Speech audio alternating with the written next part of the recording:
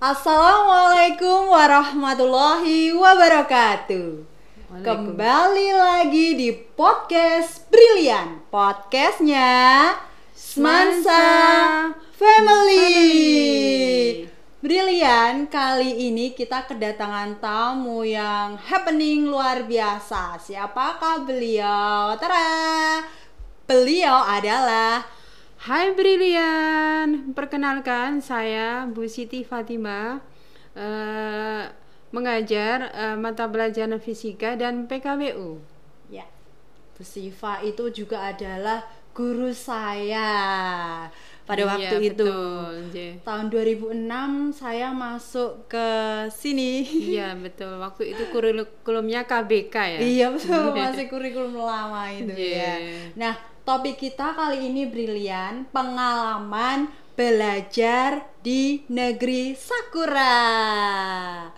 Bu Siva, yang namanya go internasional itu adalah cita-cita banyak orang. Terlebih-lebih dari kecil itu saya itu kalau ingat ikoniknya Agnes Mo atau Agnes Monica itu, dia juga bercita-cita untuk go internasional dan alhamdulillah Agnes Monica itu juga sudah tercapai, terwujud cita-citanya. Nah, pun begitu juga dengan Bu Siva. Pada waktu itu saya masih ingat sekali Bu Siva itu habis pulang dari Jepang mengajar pas pertama kali saya menjadi kelas 1 di SMA Negeri 1 Sragen. Nah, mungkin bisa diceritakan bagaimana ceritanya Bu Siva bisa sampai ke negeri Sakura. Silakan Bu Siva. Oke, sebenarnya sih nggak ada rencana ya Mbak Ayu. Itu kebetulan saja. Waktu itu saya sudah mengajar di salah satu sekolah di Rembang, kemudian di tepatnya di SMA PGRI Lasem ya. Kemudian tanpa sengaja ya saya membaca-baca sebuah buletin, kemudian di sana ada informasi tentang beasiswa Monbuka Gakuso untuk belajar ke Jepang, dan sebelumnya saya mendengar teman saya guru yang sebelah kampung itu tahu-tahu pergi ke Jepang. Kemudian saya melihat info itu tanpa pikir panjang, kemudian saya bergegas menuju waktu itu ke tempat pembelian tiket ke Jakarta. Walaupun saya tidak tahu Jakarta itu arah mana, saya nekat saja kemudian beli tiket, kemudian besok harinya saya berangkat dan langsung mencari alamat waktu itu di Jalan Jenderal Sudirman di Monbusho ya, di kedutaan besar di Jepang itu. Kemudian saya ke sana, singkat cerita kemudian saya mendaftar begitu. Dan alhamdulillah dalam waktu sekitar berapa bulan kemudian ada info kalau saya diterima, ya udah itu luar biasa banget, saya sampai menangis dan sujud syukur. Itu kita sampai menyisihkan ribuan orang. Jadi yang diambil waktu itu cuma 11 orang. Nah, sempat itu disampaikan 12 orang, kemudian dieliminasi lagi 1 orang. Dan saya deg-degan, tapi alhamdulillah saya tetap ikut begitu. Dan singkat cerita ya, kemudian segala persiapan akhirnya kita pergi ke negeri Sakura. Iya, jadi Bu Siva itu beasiswa, jadi bebas biaya. Beasiswa, living cost-nya full, kemudian tuition fee-nya untuk pendidikan juga full. Jadi tiap bulan itu kita masih mengantongi sekitar berapa ya? Hampir 10 juta waktu itu, 10 juta per bulan, semuanya sudah free. Baik living cost maupun pendidikan, bahkan kita ada gratis untuk wisata ke seluruh Jepang. Masih difasilitasi untuk mengelilingi negeri Sakura juga. Wow. Dan berapa lama Bu Siva pada waktu itu? Karena waktu itu saya berstatus jadi guru ya, jadi kita cuma program teacher training program itu selama 1,5 tahun. Yang dari S1 itu bisa mencapai 2 tahun. Ya, jadi di sana itu Bu Siva seperti kuliah gitu ya? Saya sebenarnya kan mahasiswa peneliti itu research student. Kalau yang S2 itu ada gelarnya yaitu MSc ya, Master of Science. Tapi saya karena sudah profesinya jadi guru, saya non degree begitu. Jadi sama-sama mahasiswa research. research student namanya di sana di Shimane Daigaku, yaitu di Universitas Shimane di Jepang. Oke. Jadi 2,5 tahun. 1,5 tahun. 1,5. Lama juga ya. Iya. Wah, luar biasa. Nah, pada waktu itu pasti banyak sekali yang harus dipersiapkan untuk terbang sampai ke negeri Sakura. Apa saja Bu Siva? Kok bergegas? Wah, berarti kan harus menyiapkan banyak sekali hal. Ya, waktu itu saya nggak berpikir apa-apa yang harus saya bawa. Saya hanya berpikir bahasa. Waktu itu saya sama sekali tidak tahu bahasa Jepang. Saya hanya tahu hai. Hai itu pun saya pikir itu apresiasi luar biasa bagi saya, tapi ternyata enggak. Ternyata orang Jepang itu kalau dia setuju sama orang itu selalu bilang hai begitu lah. Nah, itu kata pertama yang saya dengar dengan bahasa Jepang itu ya waktu itu. Nah, saya tidak pernah kursus bahasa Jepang ya. Saya hanya mengambil kursus bahasa Inggris di Semarang itu untuk meraih TOEFL. Ya, waktu itu sempat saya sampai 500 lebih. Nah, itu saja. Yang masalah yang lain ya seadanya saja, kebutuhan sehari-hari saya persiapkan karena sudah dipersiapkan sama dari pemerintah Jepang, termasuk uang saku, penerbangan dan seterusnya, itu semua sudah difasilitasi begitu. Tinggal menjalankan yang belum, seperti paspor gitu ya, Bu? Paspor ya mereka yang uruskan, visa mereka yang uruskan, kita tinggal berangkat. Masya Allah. Di waktu itu di MH Tamrin itu ya sudah berangkat, tinggal berangkat saja. Mereka sudah paspornya, visanya sudah mereka yang urus begitu. Waktu pulang juga sama. Berarti Bu Siva itu berangkat tahun berapa ya berarti pada waktu itu? Sudah saking lamanya tahun. Saya 2006 itu Bu Siva habis pulang dari Jepang. 2000 saya pulang 2002 Mbak. 2000 sekitar mendekati Desember, kemudian 2002 sekitar bulan April ya itu saya pulang begitu. Sebenarnya ada kesempatan untuk memperpanjang ke S2 beneran, tetapi waktu itu saya sakit ya, jadi nggak jadi meneruskan, bisa diperpanjang beasiswanya sebenarnya begitu. Berarti sudah menguasai bahasa Jepang itu sesampainya di sana gitu ya Bu? Di sana itu di Hiroshima selama 6 bulan. Dekat pengeboman itu berarti Bu? Iya, kita sempat juga berkunjung ke Hiroshima itu yang dibom itu. Oh, ada bekasnya gitu Bu? Ada. Dan dibuat museum ada. Iya, gitu? Museumnya itu saya masuk dan melihat tayangan video waktu dibom itu juga ada. Saya di sana 6 bulan pendidikan bahasa Jepang. Tapi yang ngajar orang Jepang itu dengan bahasa Jepang tanpa bahasa Inggris. Kemudian setelah 6 bulan kita pindah ke Shimane University atau Shimane Daigaku untuk belajar tentang fisika. Begitu di postgraduate school ya, di postgraduate university itu begitu. Fisika yang diajari apa itu? Pengeboman itu tadi apa? Rumus-rumus membuat nuklir apa? Bisa mungkin dideskripsikan fisika yang seperti apa Ibu? Waktu itu karena saya profesinya sebagai pengajar ya, jadi waktu itu saya meneliti yaitu perbandingan antara pendidikan di Jepang dan di Indonesia. Jadi lebih kepada metode atau pembelajaran. Model pembelajarannya gitu ya Bu? Di sana sama di Indonesia itu kita komparasi ya. Kemudian saya menulis tesisnya begitu. Jadi penelitian itu untuk mereka, untuk perbandingan antara kurikulum di Jepang dan di Indonesia begitu. Ya mungkin bisa diceritakan sama Bu Siva perbedaan model pembelajarannya pada waktu itu ketika Bu Siva di sana itu contohnya yang seperti apa Bu?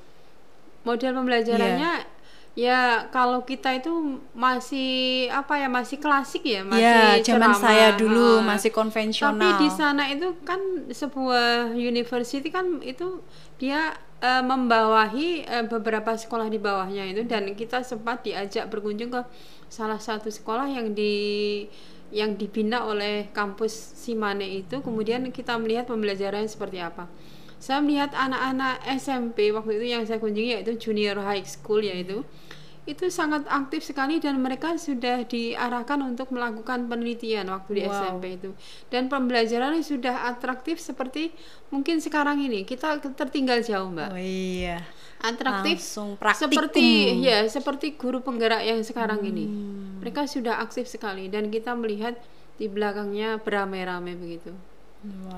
Jadi mirip dengan kurikulum sekolah penggerak kayaknya yang begitu. student center learning Iya, gitu betul, ya. iya. Nah, pertama kali Bu Siva sampai di negeri Sakura bertemu dengan orang-orang yang ada di Jepang itu, mungkin Bu Siva bisa mendeskripsikan bagaimana sih orang-orang di Jepang yang katanya itu juga ramah seperti orang Jawa yang setiap ketemu dengan sesama teman atau bahkan mungkin katanya nggak kenal gitu saling menunduk atau gimana, mungkin bisa dideskripsikan Iya, Bu betul. Siva. Semua orang di Jepang itu sangat sopan sekali, mirip seperti orang Jawa. Bahkan termasuk sopir bus, kemudian OB dan seterusnya, mereka setiap kali ketemu dia akan selalu menunduk, "Hai, ohayo gozaimasu, ohayo gozaimasu." Dan mereka pantang untuk bilang tidak jika kita minta pertolongan kepada mereka. Jadi apapun mereka akan dengan tergopoh-gopoh akan mengantarkan kita, misalnya kita ingin diantarkan ke Yubin Kyoku atau ke kantor pos atau ke manapun, dia akan dengan senang hati walaupun kita tidak tahu mungkin dalam hatinya bagaimana, tapi dia akan adatnya itu sangat seperti orang Jawa persis begitu. Ohayo, Ohayo gozaimasu misalnya. apa itu artinya Bu Siva? Kalau pagi ya ohayo gozaimasu, selamat pagi. Tapi seringnya ya kalau sudah agak kenal ya konnichiwa, minasan konnichiwa. Konnichiwa. Gitu. Ohayo itu selamat pagi. Selamat pagi, ya. Kalau selamat siang? Selamat siangnya konnichiwa. Tapi Konnichiwa. konnichiwa itu lebih umum ya. Kadang-kadang untuk halo bisa itu untuk semua selamat ya, gitu. Tapi kalau khusus untuk pagi ya ohayo gozaimasu. Nek malam ya konbanwa gitu. Konbanwa. Konbanwa gitu. Konbanwa. Iya, gitu. Kalau terima kasih, arigato. Arigato deh, arigato gozaimashita. Kalau formal begitu ya arigato gitu aja. Oh iya, kalau permisi? Permisi, sumimasen gitu. Sumimasen. Sulit ya. Sumimasen gitu. Oke, Bu Siva, kalau kita melihat komik Jepang, kita melihat drama-drama Jepang, kita melihat sosial media yang ada di Jepang itu pemandangannya itu sepertinya sunyi, tenang, terus banyak pejalan kaki. Kalau kita itu kan kebanyakan pakai kendaraan pribadi. Kalau di sana itu kebanyakan jalan kaki sama kendaraan umum. Apakah juga sama seperti yang dialami Bu Siva? 100%. Orang Jepang itu terlatih untuk berjalan kaki dan hampir di jalan raya itu tidak ada kendaraan bermotor lewat.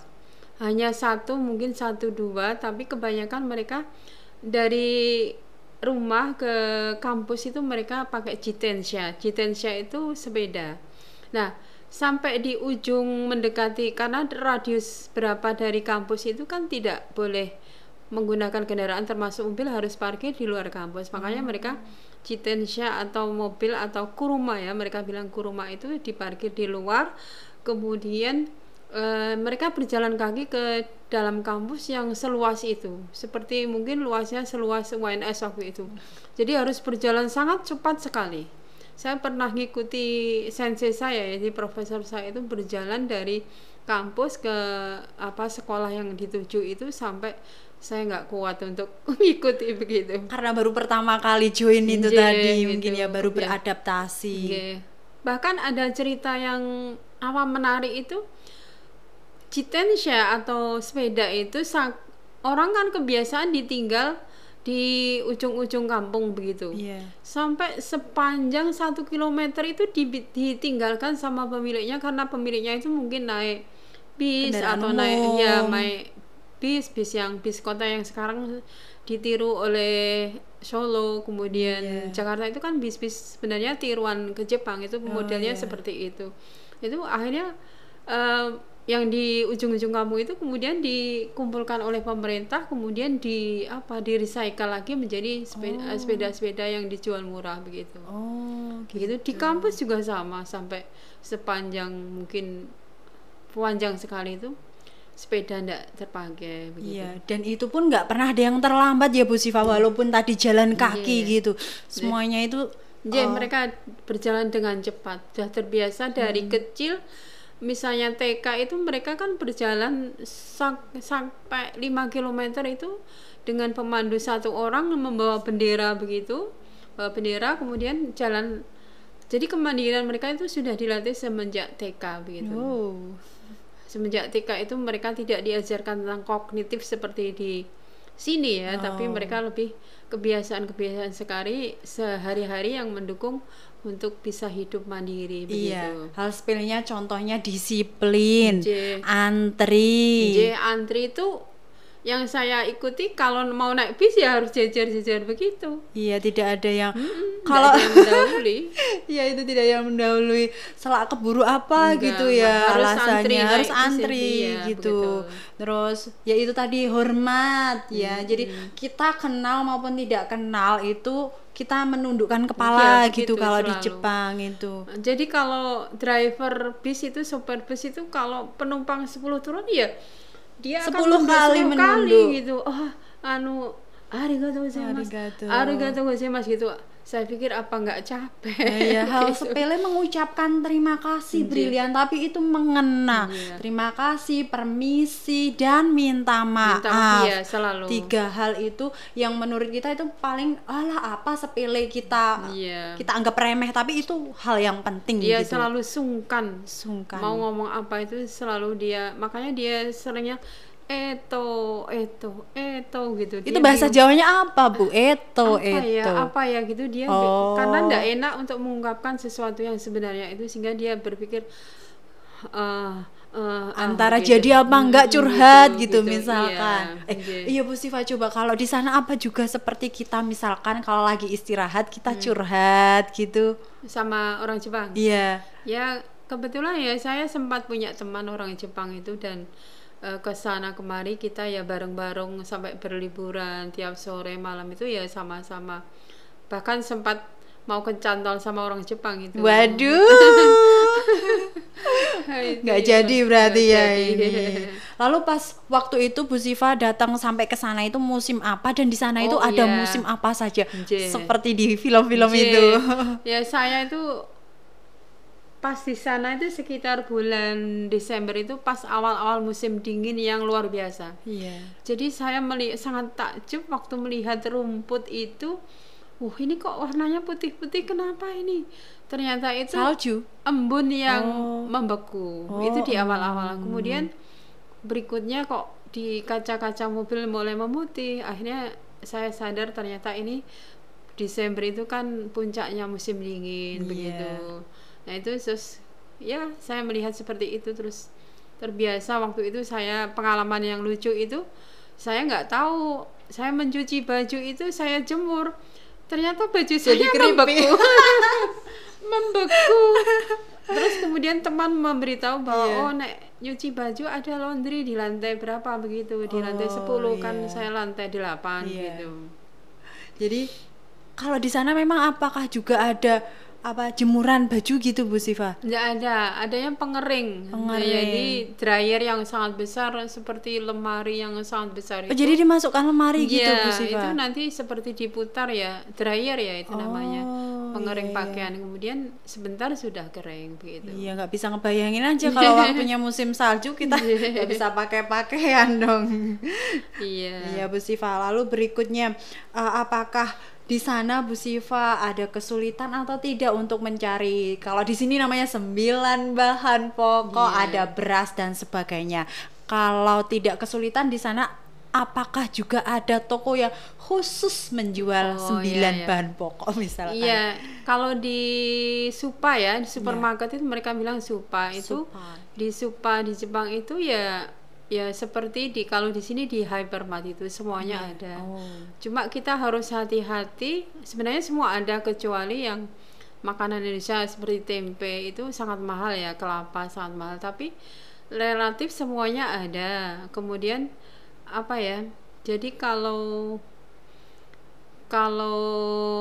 makan itu kita harus hati-hati memilih makanan yang halal maupun yang haram. Jadi kita harus melihat di belakang ingredientnya itu ada butaniku enggak? Butaniku itu kan babi. Kemudian ada soyu enggak? Soyu yang dari babi itu kita namanya apa ya? Harus lebih jeli gitu ya Bu Siva. Kemudian untuk makanan halal kita punya perkumpulan mahasiswa Indonesia namanya PPI ya. Itu mereka selalu share untuk beli makanan halal itu banyak orang Indonesia di sana yang menjual dan kita tinggal pesan dan dikirim begitu. Pada waktu itu sudah ada seperti gosen seperti itu ya Bu ya? Ya tapi lewat teman-teman itu. Jadi misalnya ayam yang benar-benar halal kita pesen 2 apa 3 begitu. Iya, terus nanti COD-an gitu. Kirim begitu.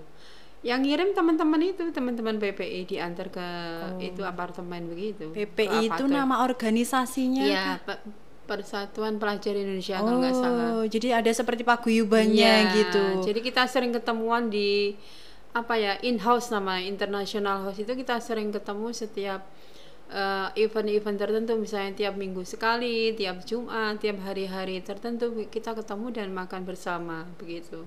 Jadi ada perkumpulannya, juga ada pertemuannya. Itu difasilitasi sama negara atau bagaimana? Tidak, ya kita sendiri bikin grup sendiri untuk ketemuan dan yang in-house-nya tadi Bu? In-house-nya itu apa? sebenarnya Semacam gedung atau? Iya, itu kan apartemen atau apa tuh untuk orang asing ya, sebenarnya internasional untuk mahasiswa asing, tetapi kita untuk masuk ke situ harus mendaftar. Dan tidak semuanya diterima dan alhamdulillah saya bisa diterima. Jadi luar biasa kalau diterima itu sebulan cuma paling membayar 4.000 yen. Tapi kalau kita nggak diterima di in-house itu kita harus sewa apartemen di luar, private apartemen namanya apato itu. Kita sampai membayarnya 50.000 yen. Nah kalau seperti itu beasiswa kita habis untuk bayar sewa tadi. Alhamdulillah saya di Shimane maupun di Hiroshima itu alhamdulillah di in-house terus di internasional itu. Jadi sebulan bisa lebih hemat begitu. Gitu. Kalau saya pernah dengar cerita teman saya gitu yang pernah ke Ohio atau kemana gitu, dia katanya punya induk semang. Apakah juga Bu Siva mengalami itu, punya induk semang, terus ada keluarga baru di situ, atau Bu Siva tadi hanya seperti di apartemen? Kalau induk semang enggak, tapi di sana ada program yang namanya itu homestay. Nah setiap mahasiswa Indonesia itu didaftar kemudian diikutkan salah satu keluarga asli orang Jepang, dan kebetulan saya waktu itu yang mengadopsi saya ingin tinggal di sana itu ya orang Jepang asli harus nyebrang pulau naik kapal yang besar itu kalau nggak salah di Oki Island di Okishima. Saya tinggal di sana beberapa hari, 2 hari begitu. Di sana ya melihat rumahnya seperti apa, kebiasaan makannya seperti apa.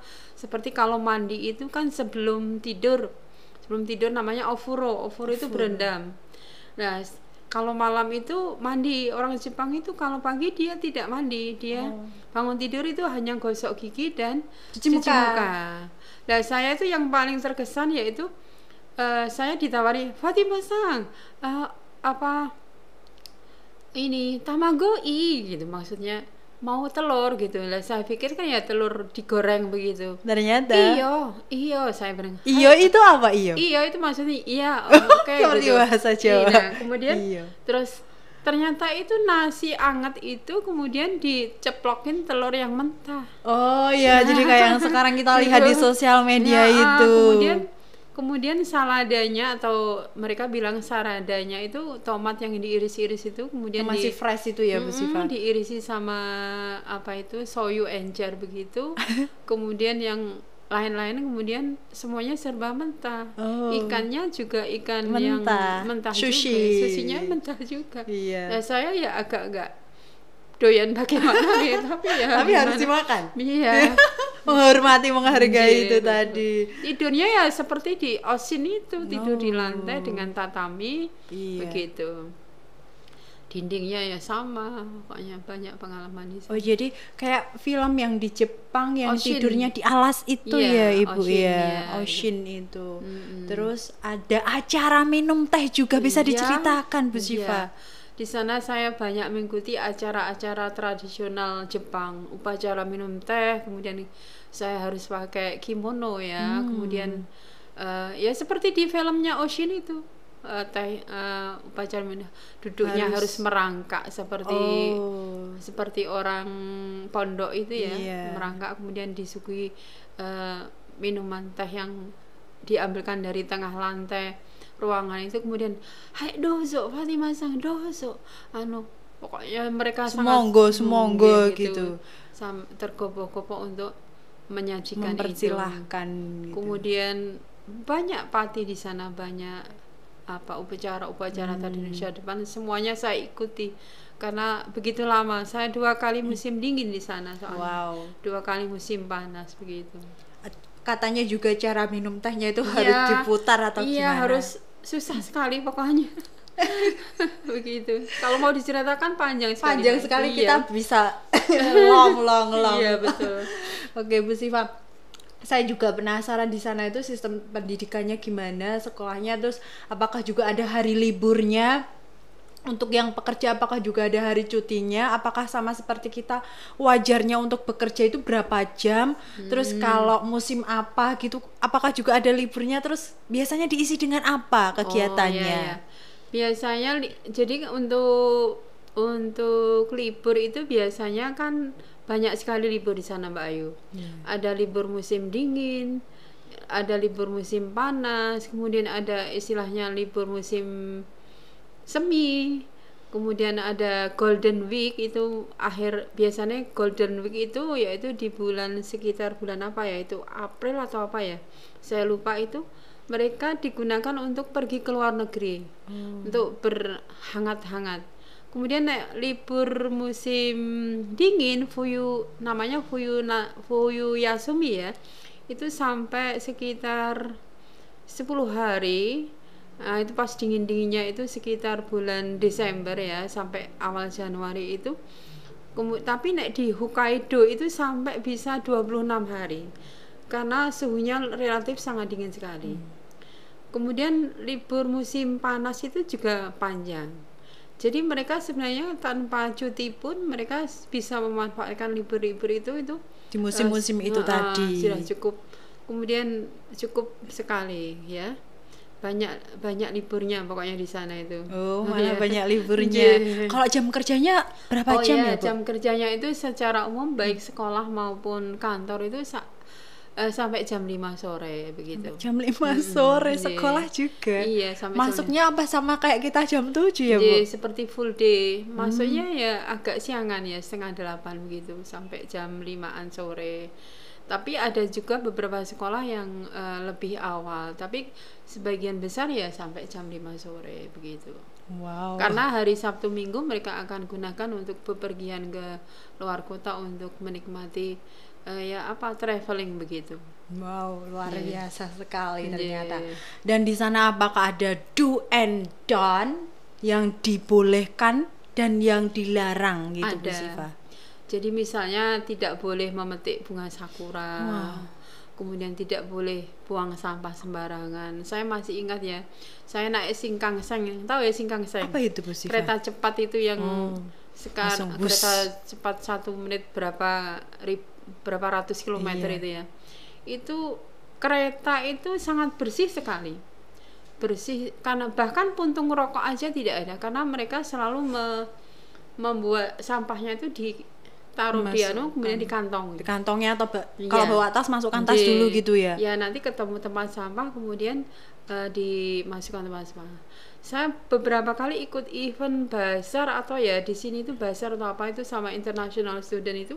Begitu selesai event ya mereka semua bawa kantong plastik yang sangat besar itu kemudian ngambil semua sampah-sampah itu dan kembali bersih seperti semula. Sungai sangat bersih sekali, tidak ada sampah sama sekali. Tidak ada daun yang jatuh berguguran. Jadi semuanya sangat hening, bersih dan semuanya tertata rapi. Bahkan ada semboyan kalau orang Jepang itu ya Muslim, mungkin semua masuk surga.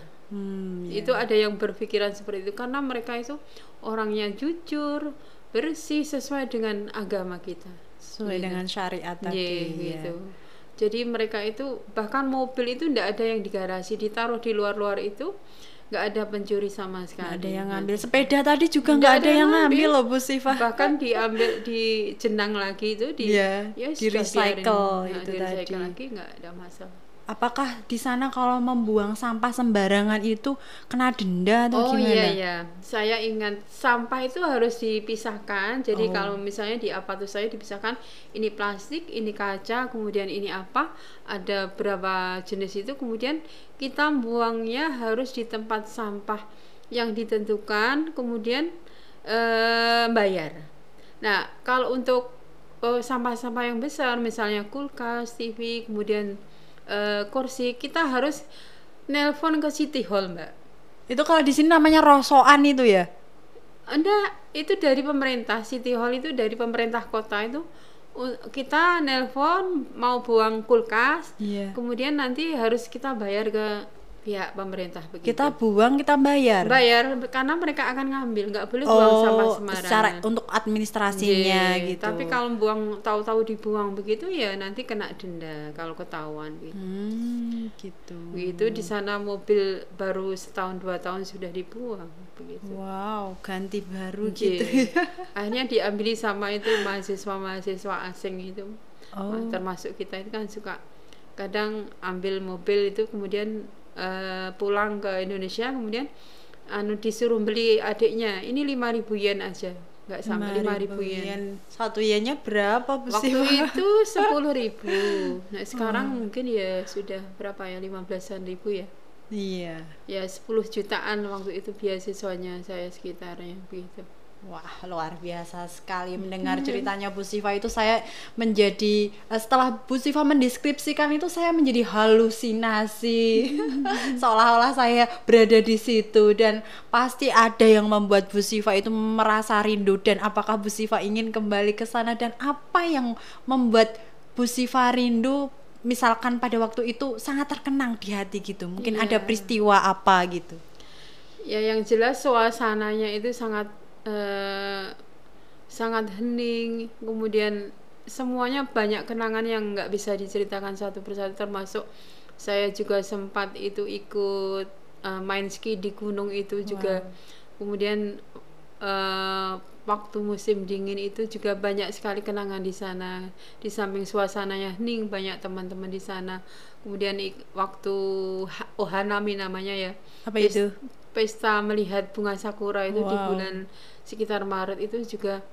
Kebetulan waktu itu saya itu ya apa ya, kebetulan ada waktu itu orang Jepang yang mungkin jatuh cinta sama saya. Kemudian ada satu lagi orang Malaysia. Jadi orang Malaysia, sehingga mereka berebut dan akhirnya tidak dua-duanya saya lepaskan.